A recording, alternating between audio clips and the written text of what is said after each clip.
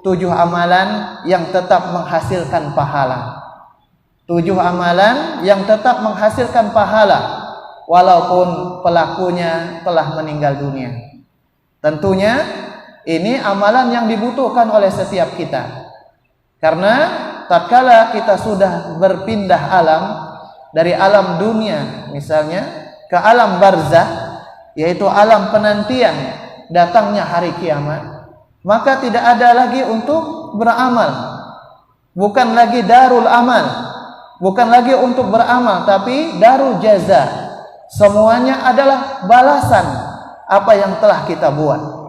Dan tentu kita membutuhkan aliran-aliran kebaikan, aliran-aliran pahala yang membantu kita, yang tentu juga meninggikan derajat kita di sisi Allah Subhanahu wa taala.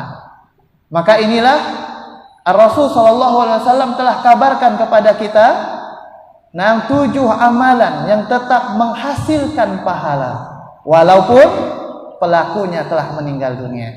Alangkah ruginya dan kurang beruntungnya sekiranya seorang muslim dan muslimah tidak tersampaikan hadis yang mulia ini kepada dia. Ya. Mungkin ini juga yang membuat Syekh Abdul Razak hafizahullah taala membuat buku beliau ini, karena kekhawatiran beliau terhadap kaum muslimin. Nah, lebih yang disibukkan dengan keduniaannya. Nah, terlewatkan daripada hadis yang mulia ini. Jamaah yang dirahmati oleh Allah Subhanahu wa taala, amalan yang pertama yang selalu atau tetap menghasilkan pahala walaupun pelakunya telah meninggal dunia adalah mengajarkan ilmu. Dan ini sudah kita jelaskan ilmu yang bagaimana. Nah, tentunya ilmu yang bersumber daripada Al-Quran dan Sunnah dan di atas pemahaman para ulama salaf, yaitu para sahabat, tabi'in dan tabi'ut tabi'in dan ulama-ulama yang berpegang teguh di atas 3 generasi yang terbaik tersebut. Demikianlah yang dijelaskan oleh Syekhul Islam Ibnu Taimiyah rahimahullah. Kemudian yang kedua, mengalirkan sungai. Ya. Mengalirkan aliran-aliran sungai. Ya, kalau zaman kita mungkin tidak lagi seperti ini. Mengalirkan pipa-pipa air. Nah, ke rumah-rumah penduduk ya, yang membutuhkan air atau menyediakan galon-galon. Mungkin di dalam masjid juga demikian, air minum misalnya disediakan. Masya Allah. Nah, tentu ini akan mengalirkan pahala yang banyak walaupun pelakunya meninggal dunia. Kemudian yang ketiga, menggali sumur atau membuat sumur. Ini juga suatu amalan yang akan selalu mengalir pahalanya walaupun pelakunya telah meninggal dunia. Kemudian yang keempat, menanam pohon kurma. Iya. Walaupun di negara kita tentunya bukan kurma, walaupun sudah bisa tumbuh kurma ya dengan cara-cara tertentu ya yang dilakukan oleh saudara-saudara kita untuk bisa tumbuh kurma di negara kita. Tapi kata para ulama, di antaranya Syekh Abdul Razak hafizahullah taala, apapun tanamannya selain kurma yang menghasilkan buah. Ya, yang menghasilkan buah. Makanya sangat bagus sekali kalau kita punya wewenang dan kekuatan untuk merubah, ya, menurut kami ini pendapat kami pribadi, ya, tanaman-tanaman hias yang ada di kota Tanah Grogot ini dengan tanaman-tanaman yang bisa berbuah, ya, yang bisa diambil oleh orang banyak hasilnya, mungkin lengkeng atau apa, dirubah, atau di sekolah-sekolah daripada tanaman-tanaman, ya, bermanfaat juga sih untuk berteduh di bawahnya. Kadang-kadang kan tidak menghasilkan buah, ya, tapi di antara tuntunan Nabi kita, tanaman yang baik untuk ditanam oleh kita adalah tanaman yang menghasilkan buah sehingga banyak manusia yang mengambil manfaat daripadanya. Kemudian yang kelima, dan ini pembahasan kita malam hari ini, yaitu bina'u al-masjidi allati hiya ahabbul baqa'i ilallah. Kata Syekh Abdul Razak hafizahullah taala, beliau mengatakan khamisan, yang kelima, bina'ul masjidi, membangun masjid allati hiya ahabbul baqa'i ilallah, yang mana masjid itu adalah tempat yang paling dicintai oleh Allah Subhanahu wa taala untuk berdiam diri di dalamnya, untuk beribadah kepada Allah Subhanahu wa taala. Maka kalaulah ditanya tempat mana yang paling dicintai oleh Allah di muka bumi ini, jawabannya tidak ada lain tempat kecuali masjidnya Allah Subhanahu wa taala. Maka siapapun yang berada di dalamnya, berdiam diri di dalamnya lebih-lebih untuk beribadah, pasti akan kena tempias kebaikan daripada masjid tersebut. Karena siapapun yang berada di lingkungan kebaikan, paling tidak dia kena tempias kebaikan-kebaikan yang ada di dalam masjid tersebut. Lebih-lebih lagi kalau berdiam dirinya memang untuk beribadah kepada Allah Subhanahu wa taala. Maka kata Syekh, "Nam hiya ahabbul baqa'i ila Allah." Masjid itu adalah tempat yang paling dicintai, al-baqa, untuk berdiam diri bagi seorang hamba. Mungkin kita banyak mendengar kisah-kisah, tapi Allah taala a'lam. Juga kita tidak pernah tabayun yang begitu betul-betul ingin mengetahui benar atau salahnya.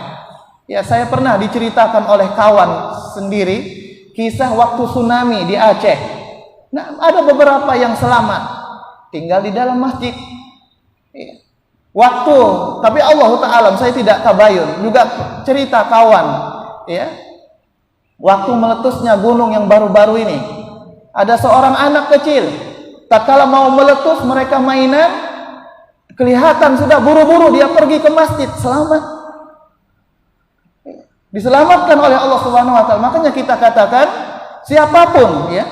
siapapun yang berada di salah satu rumah atau tempat yang dicintai oleh Allah pasti akan kena tempias kebaikan. Itulah yang dikatakan oleh Syekh, hiya ahabbul baqa'i ila Allah.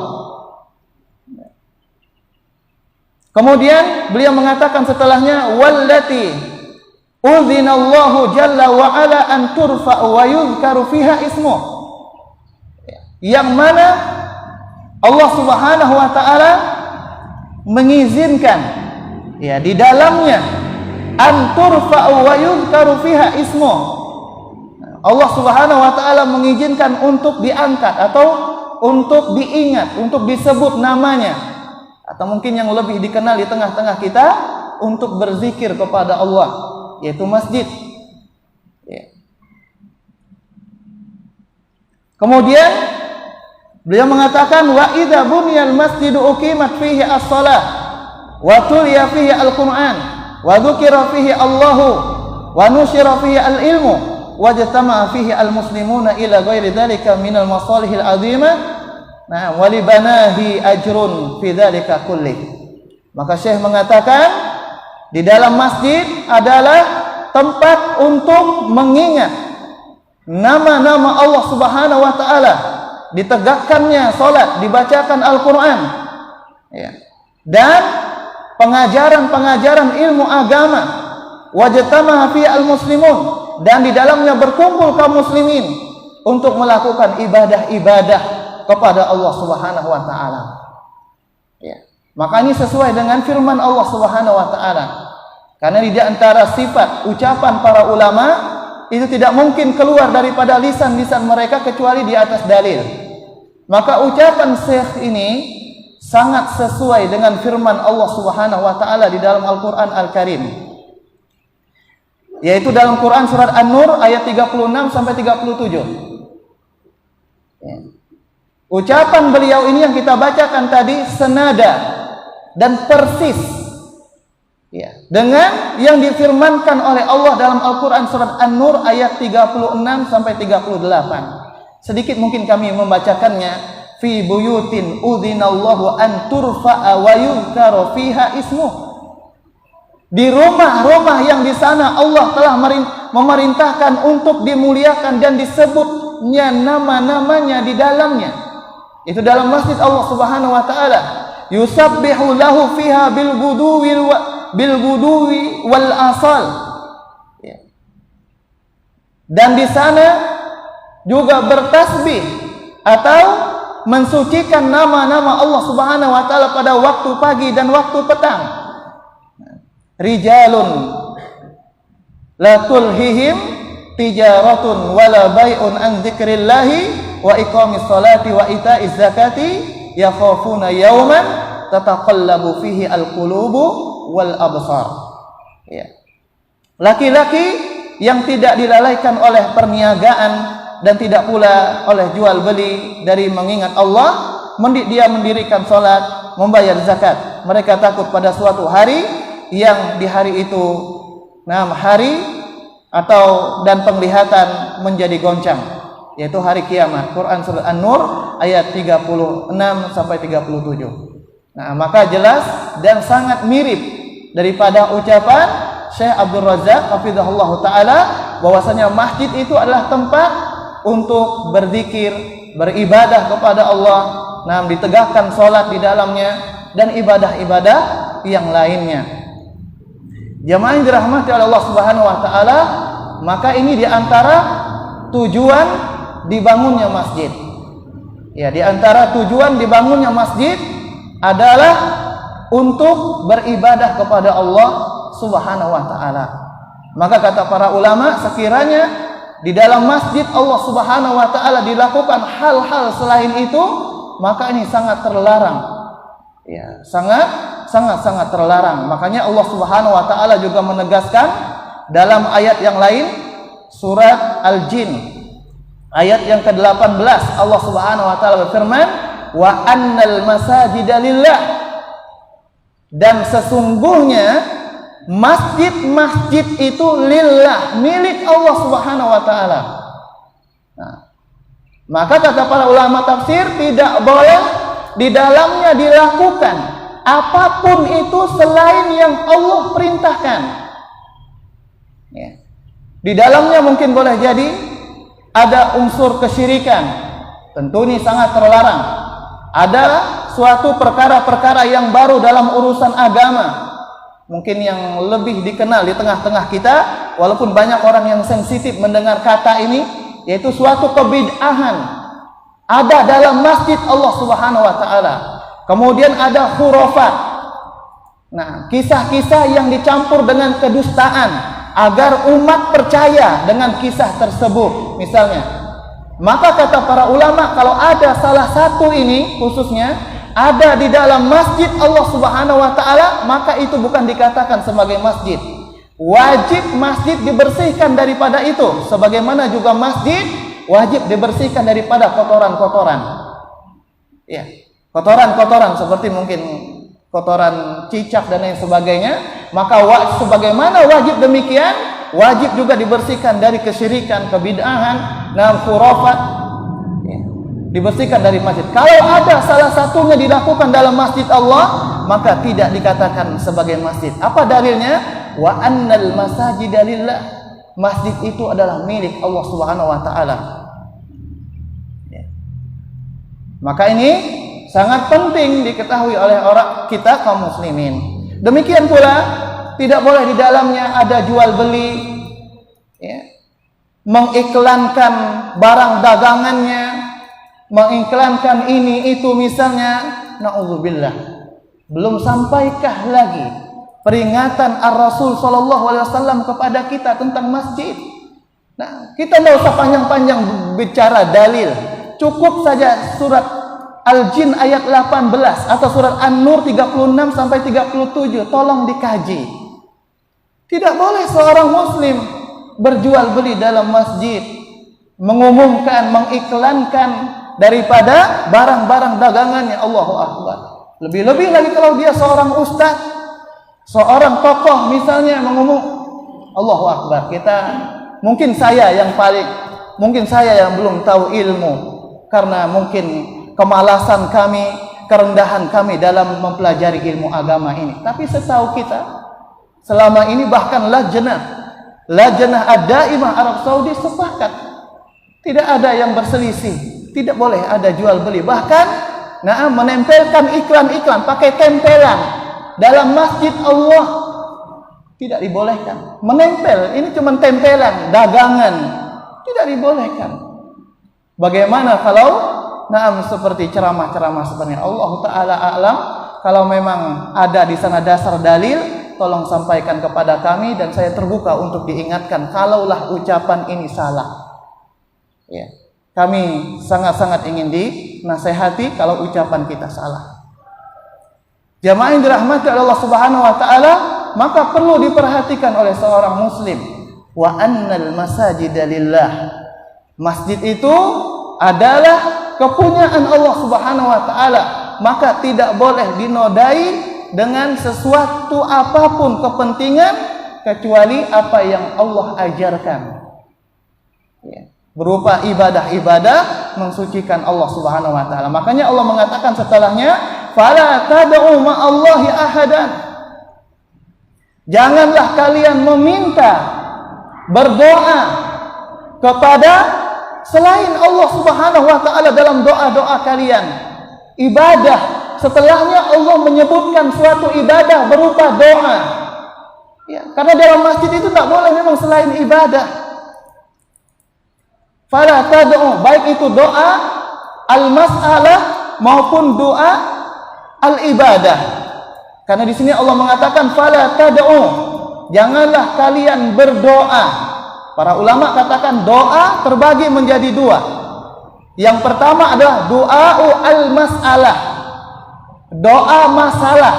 Yang kedua doa al-ibadah, doa ibadah. Apa yang dimaksud dengan doa masalah atau doa mas'alah? Doa al-mas'alah maknanya adalah permohonan kita kepada Allah. Nah, berupa permohonan hajat-hajat kita hanya kepada Allah. Kita tidak boleh minta kepada selain Allah. Iya. Maka ini minta kepada Allah Subhanahu wa taala karena Allah mengatakan fala tad'u ma'allahi ahadan. Maka doa al-mas'alah, permohonan hajat-hajat kita mintakan kepada Allah Subhanahu wa taala, tidak boleh kepada selainnya. Lebih khusus dalam hal-hal yang hanya Allah yang mampu melakukannya. Kemudian yang kedua, doa al-ibadah. Sebagaimana Ar-Rasul sallallahu alaihi wasallam mengatakan ad-du'a'u huwal ibadah. Doa itu adalah ibadah. Apa maksudnya doa al-ibadah? Doa al-ibadah adalah semua yang kita lakukan, berbentuk ibadah, maka itu doa. Salat kita sebenarnya doa. Sedekah kita, puasa kita sebenarnya doa. Apa maksudnya? Setelah kita melakukan daripada ibadah-ibadah tadi seperti salat yang barusan kita lakukan, ya. Di akhirnya apa yang kita inginkan kepada Allah? Pahala. Pasti ya. Ajrun, pahala di sisi Allah. Nah, maka ini maknanya doa juga. Permohonan kepada Allah untuk mendapatkan pahala dengan ibadah salat. Nah, maka doa al-mas'alah dan doa al-ibadah tidak boleh diserahkan kepada selain Allah. Kalau sedikit saja menyerahkannya kepada selain Allah berarti jatuh dalam kesyirikan. Nah, maka jelas di dalam Quran surah Al-Jin, makanya kata Syekh Fauzan hafizahullah taala, dan beliau masih hidup di tengah-tengah kita dengan usia yang masya Allah, tapi tetap semangat dalam dakwah. Ya, mengajarkan para penuntut ilmu agama. Beliau mengatakan di dalam surat Al-Jin ayat 18 ini, kalau seorang hamba tidak betul-betul memahaminya dan mentadaburinya, maka dia tidak akan tahu apa maksud ayat ini sebenarnya. Ayat ini walaupun singkat memiliki makna yang begitu dalam. Nah, yang pertama adalah tentang tujuan masjid itu dibangun, yaitu untuk menegakkan ibadah hanya kepada Allah Subhanahu wa taala. Tidak boleh di dalamnya dinodai dengan hal-hal selain ibadah seperti kesyirikan, kebid'ahan, khurafat, jual beli, ya, mengumumkan barang yang hilang, tidak dibolehkan di dalam masjid. Nah, ini kata para ulama. Dan dibawakan dalil-dalil yang tentunya sahih dari Ar-Rasul sallallahu alaihi wasallam dan tentu juga dari ayat-ayat Al-Qur'an. Jamaah yang dirahmati Allah Subhanahu wa taala, kemudian setelahnya Allah Subhanahu wa taala memberikan contoh ibadah bahwasanya masjid itu memang dibangun untuk ditegakkan di dalamnya ibadah. Fala tad'u ma'allahi ahadan. Jamaah yang dirahmati Allah Subhanahu wa taala, ini kata Syekh Abdul Razak hafizahullah taala bahwasanya masjid adalah tempat yang paling dicintai oleh Allah Subhanahu wa taala, kemudian tempat untuk berzikir kepada Allah, kemudian tempat untuk didirikan salat, dibacanya Al-Qur'an, disebarkannya ilmu agama di dalamnya atau diajarkan ilmu agama, dan kaum muslimin berkumpul di dalamnya untuk hal-hal ibadah kepada Allah Subhanahu wa taala. Maka beliau mengatakan walibanihi ajrun fi dzalika kullih.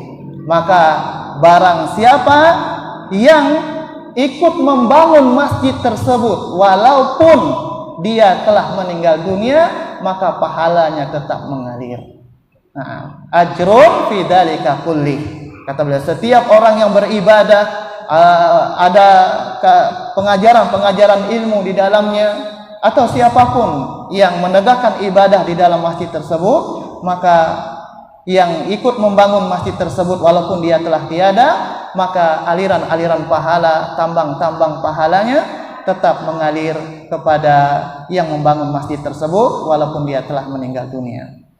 Kemudian Syekh di sini membawakan sebuah hadis yang dibawakan oleh seorang sahabat yang mulia dan salah seorang sahabat dari 10 sahabat yang dijamin masuk surga, yaitu an Utsman bin Affan radhiyallahu anhu, dari seorang sahabat nama Utsman bin Affan radhiyallahu anhu, dan beliau termasuk al-khulafa ar-rasyidun, ya, yang kita diperintahkan untuk mengikuti mereka, sebagaimana sebuah hadis yang mengatakan demikian. Tatkala terjadinya perselisihan di antara kita kaum muslimin, maka Rasulullah SAW mengatakan, "Na'am, ikutilah sunnahku." Na'am, sunnati. Ya, ikutilah sunnahku, berpegang teguhlah di atas sunnahku dan sunnah al-khulafa ar-rasyidin. Nah, maka ini di antara seorang sahabat yang mulia yang sampai Rasul SAW memerintahkan kita untuk mengikuti mereka. Maka kata Syekh, dari seorang sahabat yang mulia Utsman bin Affan radhiyallahu anhu, yang semoga Allah meridhai beliau, qala, berkata, sami'tu an-nabiyya sallallahu alaihi wasallam yaqul, saya telah mendengar. Maka teman-teman yang pernah mungkin mempelajari mustalahul hadis, tatkala mendapatkan hadis sami'tu, ini di antara ciri hadis sahih. Ya, sami'tu, saya telah mendengar.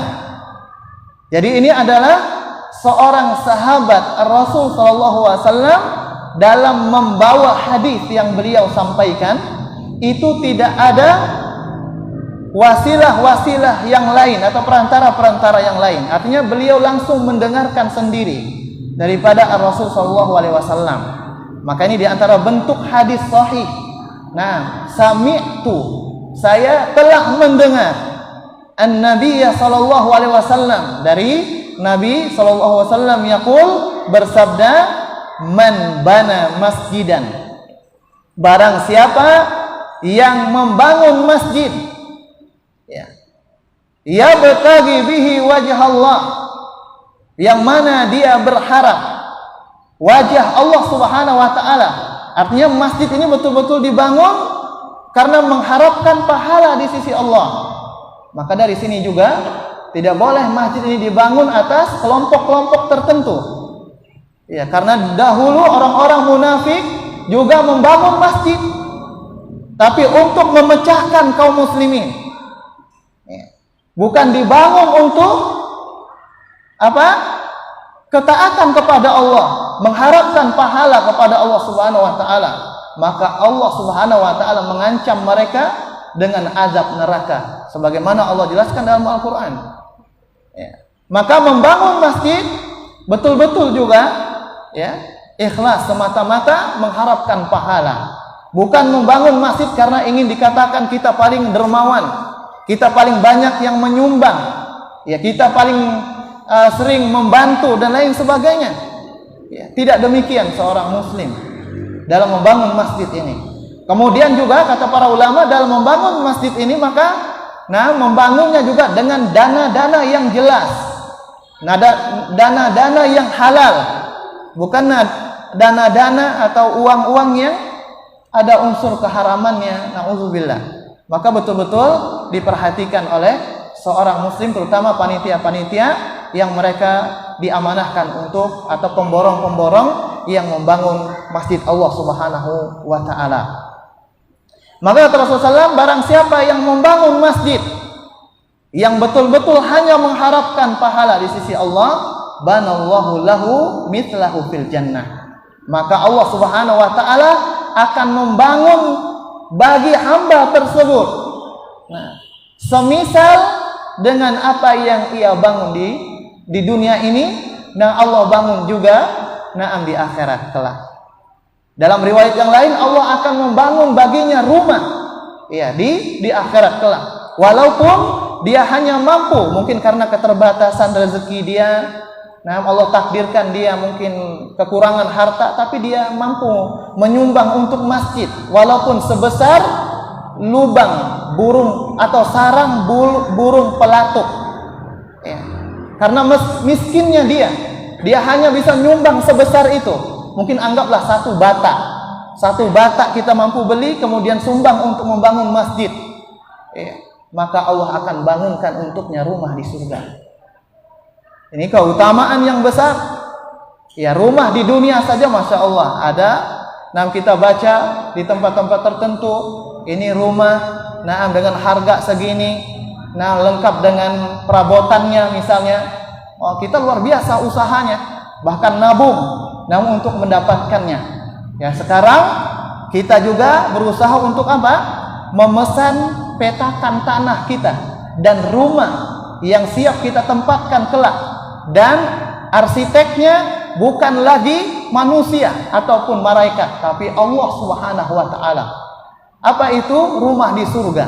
Bagaimana cara meraihnya? Membangun masjid, walaupun hanya menyumbang dengan sebesar sarang daripada burung pelatuk, atau hanya mampu menyumbang dengan satu bata. Karena kefakiran kita, lebih-lebih lagi mereka yang diberikan keluasan rezeki di sisi Allah Subhanahu wa taala, mampu lebih banyak menyumbang daripada harta mereka untuk membangun rumah Allah Subhanahu wa taala ini.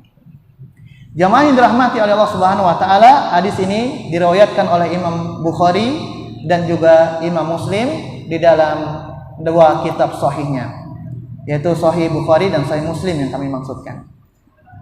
Jamaah yang dirahmati oleh Allah Subhanahu wa taala, ini amalan yang kelima, kata Syekh. Amalan yang akan selalu mengalir dan tetap mencurahkan pahala walaupun pelakunya telah meninggal dunia. Kemudian sadisan, ya, yang keenam, tusirul mushafa, yaitu mewariskan mushaf, ya, mewariskan daripada mushaf. Apa yang dimaksudkan dengan mewariskan mushaf atau mewariskan Al-Quran Al-Karim, ya? Ya, karena al-mushaf itu juga kata lain penyebutan kepada Al-Quran. Mungkin yang masyhur di tengah-tengah kita semua adalah Al-Quran. Maka kata saya di sini mewariskan Al-Quran. Apa yang dimaksudkan dengan mewariskan Al-Quran? Wadzalika yakunu bitaba'ati al-masahif. Maksudnya, kata saya, mewariskan Al-Quran adalah mencetak Al-Quran tersebut, ya, kemudian dibagikan kepada kaum muslimin, ya, dan semuanya gratis. Ya, saya tidak tahu apakah sampai kepada kita kaum muslimin di Tanah Grogol, tapi saya rasa sampai, karena baru-baru ini mungkin 3 minggu yang lalu saya bertemu dengan salah seorang ustadz. Dia bertanya kepada kita tentang di pondok itu ada Quran enggak buat anak-anak pondok. Saya katakan kalau di pondok kita memang diwajibkan, ya, santri wajib punya Quran pribadi, bukan pakai Quran masjid. Ya, karena apa? Karena kadang-kadang cepat rusak di tangan mereka. Jangankan kertas begitu kalau di anak pondok itu, ya. Ya, kunci yang dari besi saja Nah, itu kadang-kadang rusak baru 2-3 hari. Kalau teman-teman yang pernah mondok itu pasti tahu. Ya, di pondok kami ini Bina Islam, ya jangankan kertas Al-Qur'an seperti itu ya. Kunci-kunci besi, ya, jendela-jendela yang dari besi itu peot bahkan sampai patah. Makanya kita wajibkan santri punya Al-Qur'an pribadi. Tapi kita katakan kalaulah antum ingin mewariskan Al-Qur'an yang antum punya ke pondok kita, tentu itu kita terima. Yang kita taruh ke masjid karena jamaah juga banyak di masjid-masjid kita. Ya, artinya kan ada ini, Al-Qur'an yang dibagikan.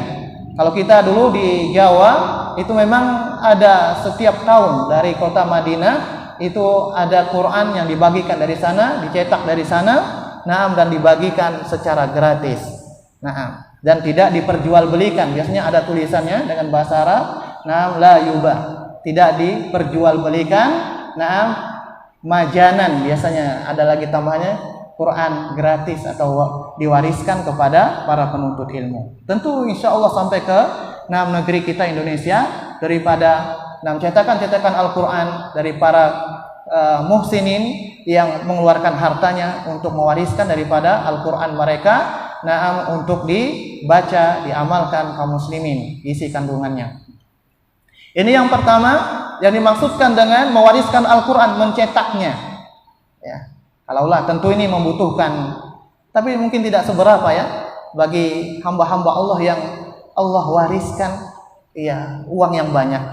Nah, buktinya harta benda yang ratusan juta miliaran itu bisa dibeli. Au syira'iha, atau membelinya. Ya, langsung tidak mencetaknya tapi membeli Al-Quran tersebut.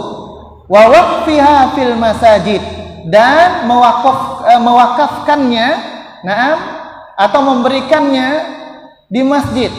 Wa daurul ilmi hatta yastafidu minha al-muslimun, dan manakala ya kaum muslimin mengambil manfaat daripada Al-Quran tersebut, maksudnya membacanya, mentadaburinya, mengamalkan isi kandungannya karena dikaji dalam masjid tersebut menggunakan Al-Quran tersebut, waliwaqifiha ajrun azimun kullama tala fi dzalika al-musab talin, kata Syekh. Tatkala Quran tersebut dimanfaatkan, maka pahalanya akan selalu mengalir kepada yang mewariskan Al-Quran tersebut. Wa kullama tadabburi fihi tadbirun, dan setiap orang yang mentadaburi Al-Quran tersebut, wa kullama amalun bima fihi amilun, dan setiap orang yang mengamalkan daripada Al-Quran yang dia wariskan tersebut, karena boleh jadi di dalam masjid tersebut diajarkan Al-Quran tersebut, maka yang mewariskannya akan selalu mendapatkan pahala daripada mushaf yang dia wariskan tersebut. Karena ini saya di sini memang menyebutkan kepada kita 3 hal tentang Al-Quran ya. Yang pertama beliau mengatakan kullama tala, setiap Al-Quran itu dibaca ya, oleh pembaca. Wa kullama tadabbara fihi mutadabbir, setiap orang yang mentadaburinya. Kemudian yang ketiga, wa kullama amila bihi atau bima fihi amilun, dan setiap yang mengamalkan isi kandungannya. 3 hal kata beliau, membaca, mentadaburinya, dan juga mengamalkannya. Ya, ketahuilah oleh kita bahwasanya tujuan Al-Quran diturunkan memang karena 3 perkara itu. Ya, kata Syekh Shalih Al-Utsaimin rahimahullahu taala, beliau mengatakan kepada kita tujuan Al-Quran itu diturunkan ya, ada 3 kata beliau ya. Sebagaimana beliau menjelaskan kepada kita, wal Qur'anu al-Karimu nuzila li umuri thalathatin. Al-Quran itu diturunkan karena 3 tujuan, dan itu disinggung oleh Syekh tadi kepada kita. Al-Quran Al-Karim itu diturunkan karena 3 tujuan. At-ta'abbudu bitilawatihi, ya, beribadah dengan membacanya. Ya, membaca Al-Quran itu adalah ibadah, mengalir pahala daripadanya. Kemudian wa fahmu ma'aniha, dan memahami maknanya, yaitu mentadaburinya, memahami maknanya. Tapi ingat, mungkin kami garis bawahi, dalam memahami Al-Quran itu tidak boleh memahami dengan hawa nafsu dan pikiran kita. Memahami Al-Quran sudah ada metode yang sudah baku, ya, atau yang disebut dengan memahami Al-Quran dengan penafsiran para ulama. Ini penting, takut kita salah paham dalam memahami Al-Quran. Ya. Mungkin teman-teman yang pernah mempelajari ilmu usul tafsir maka akan tahu bagaimana cara memahami Al-Quran Al-Karim. Ada memahaminya dengan Al-Quran, dengan hadis Nabi SAW, dengan perkataan para sahabat, tabi'ut tabi'in, dan melalui yang terakhir kalau saya tidak salah dengan bahasa Arab. Tapi ini terakhir, pilihan terakhir kalau tidak ada semua yang di atas tadi. Nah, maka mentadaburinya, tujuan Al-Quran diturunkan selain untuk dibaca dan mendapatkan pahala, kemudian ditadaburi, dipahami isi kandungannya, kemudian wal amalu bihi, dan diamalkan, ya, dan diamalkan. Maka tiga perkara ini tentunya sama-sama penting, sama-sama utama.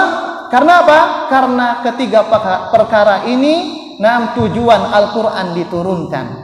Yang pertama, dibaca. Yang kedua, ditadaburi, dipahami. Kemudian yang ketiga, diamalkan. Tapi yang paling mendasar adalah diamalkan. Saya tidak meremehkan siapapun yang menghafal Al-Quran, yang sering membaca Al-Quran Al-Karim. Nah, ini juga mulia. Saya tidak merendahkan itu. Ya, tapi dalam Islam ada tingkatan-tingkatan amal. Maka amal yang paling tinggi, adalah mengamalkan isi kandungan Al-Quran Al-Karim dalam hidup kita. Nah, saya ingin sedikit membawakan ucapan ulama kita yang bernama Fudail bin Iyad, ya, rahimahullah. Siapa yang tidak kenal dengan beliau, ya? Seorang, walaupun latar belakang beliau seorang perampok, ya. Nanti bisa dibaca dalam kitab Syiaru A'lamin Nubala. Di sana diceritakan tentang masa lalu beliau. Tapi beliau tobat, akhirnya menjadi seorang penafsiran Al-Quran Al-Karim. Dan banyak para ulama tafsir membawakan ucapannya. Maka sedikit juga saya ingin membawakan ucapannya. Di zaman beliau, ini di zaman beliau, lebih-lebih lagi di zaman kita, boleh jadi ada. Ya, beliau mengatakan innama nuzilal Qur'anu liya'mala bihi. Sesungguhnya Al-Qur'an diturunkan untuk diamalkan isi kandungannya. Ya. Kemudian fattakhidin nasa qira'atahu amalan. Ini anehnya kata beliau. Namun ternyata ada saja orang yang menjadikan sebatas membaca Al-Qur'an sebagai sebuah bentuk pengamalan. Artinya cuma sekedar membacanya. Kita tidak sebutkan, ya, orang yang membaca Quran rendah, tidak. Ya, tapi ini tingkatan amal. Tapi para ulama kita terdahulu jangan sekedar baca, tapi diamalkan. Sekarang kita sama-sama, saya dan antum semua tingkatkan dalam membaca Al-Quran. Bukan sekedar baca, tapi kita sekarang pelajari, kemudian amalkan dalam hidup kita, dan itu penting. Ya. Saya juga ingin bacakan perkataan Syekh Abdul Razak yang buku yang kita bacakan tadi mengomentari ucapannya Fudail bin Iyad.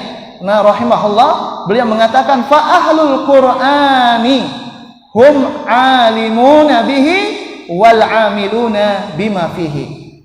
Ahlu Al-Qur'an, atau ahli Al-Qur'an itu adalah mereka adalah orang-orang yang mengetahui maknanya dan mengamalkan isi kandungan Al-Qur'an tadi. Kemudian beliau mengatakan la bimujarradi iqamatil hurufi.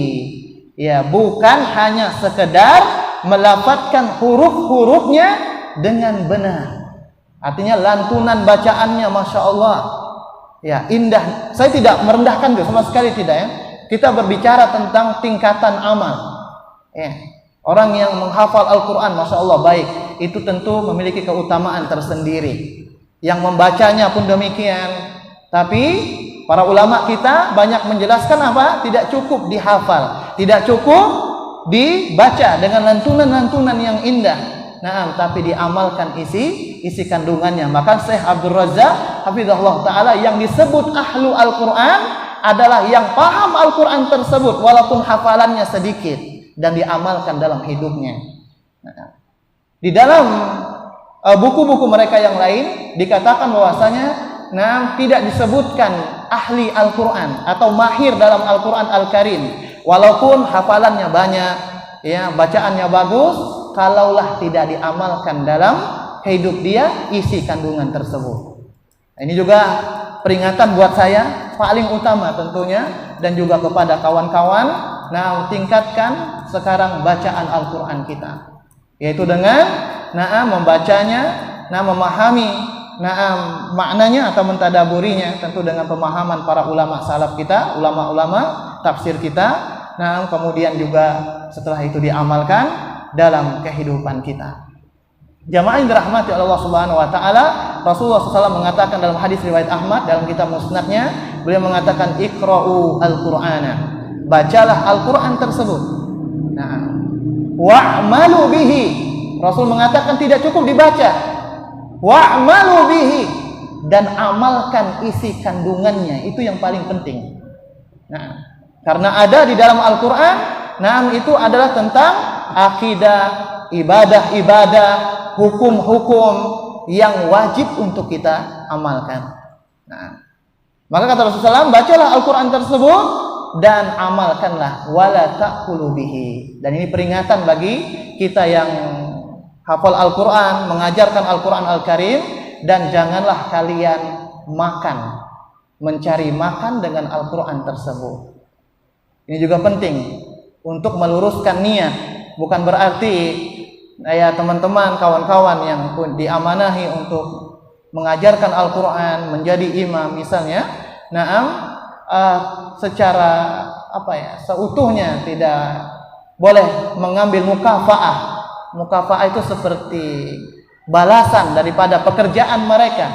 Yang dimaksudkan di sini kata para ulama yang memang niatan mereka untuk membaca Al-Qur'an tersebut untuk mencari uang. Ya, tapi mereka yang ikhlas semata-mata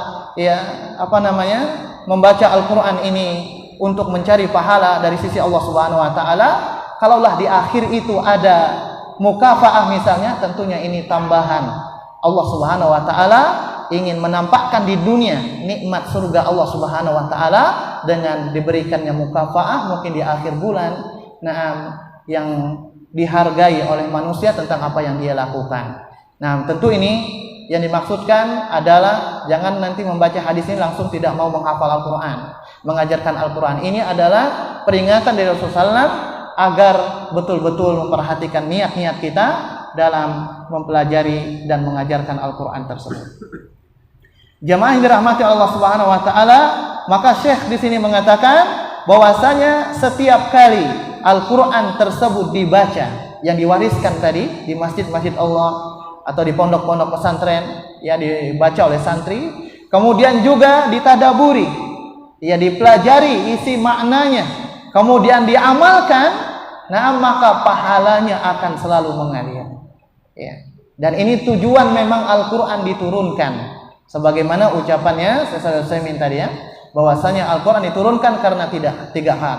Untuk dibaca, kemudian ditadaburi, kemudian yang terakhir diamalkan, dan inilah yang paling besar dan yang paling ditekankan di dalam agama kita untuk mengamalkannya.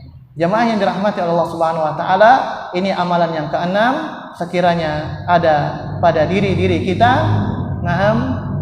keluasan untuk memberikan warisan terhadap Al-Qur'an untuk masjid-masjid Allah Subhanahu wa taala atau pondok-pondok pesantren atau pondok-pondok tahfidz Al-Qur'an Al-Karim, maka berbahagialah, dan tunggulah daripada balasan dari Allah Subhanahu wa taala baik di dunia maupun di akhirat kelak. Kemudian sabian, kata saya, yang ke-7, tarbiyatul abna, mendidik anak-anak. Ini tanggung jawab kita semua sebagai seorang ayah dan seorang ibu. Mendidik anak-anak kita wa husnu ta'dibihi wal hirsu ala tansha'atihim ala taqwa wassalah. Ya. Untuk mendidik mereka agar memiliki ta'dibihim atau mendidik mereka dengan pendidikan yang terbaik. Wal hirsu ala, dan berusaha dan semangat sekuat mungkin untuk menghidupkan mereka atau menyusupkan kepada mereka sifat-sifat yang mulia, ala taqwa wassalahi. Nah, yaitu ketakwaan dan wassalah, ya, ketakwaan dan kebaikan. Jamaah yang dirahmati Allah Subhanahu wa taala, tentunya dalam mendidik anak-anak ini tentunya membutuhkan bekal yang banyak dari orang tua, terutama ilmu agama. Ya, kadang-kadang demikian, bukan kadang-kadang, mestinya demikian. Baik, ya? Ya, karena seorang penyair Arab mengatakan, yang saya lupa lafadznya tapi saya ingat maknanya, ya, yang tidak memiliki tidak akan mampu memberi. Ya, yang tidak memiliki, penyair Arab mengatakan, yang tidak memiliki sesuatu dia tidak akan mampu memberi. Artinya kalaulah kita seorang ayah atau seorang ibu tidak memiliki daripada pengetahuan agama, karena ini yang paling utama kita ajarkan pada anak kita, bagaimana kita bisa memberi? Maka ada solusinya. Kita mungkin letakkan anak kita ke pondok pesantren atau yang lainnya yang bisa mereka mengetahui daripada perkara agama. Karena ini perkara yang paling utama yang kita susupkan ke dalam jiwa-jiwa anak-anak kita. Mungkin penjelasan yang lebih dalam tentang perkara ini sebagaimana yang dijelaskan oleh Syekh di sini, insyaallah pada pertemuan-pertemuan mendatang. Aku qouli hadza astaghfirullah li wa lakum wa sa'iril mu'minina wal mu'minat fastaghfiruhu innahu huwal ghafurur rahim wa akhiru da'wana alhamdulillahirabbil alamin. Assalamualaikum warahmatullahi wabarakatuh.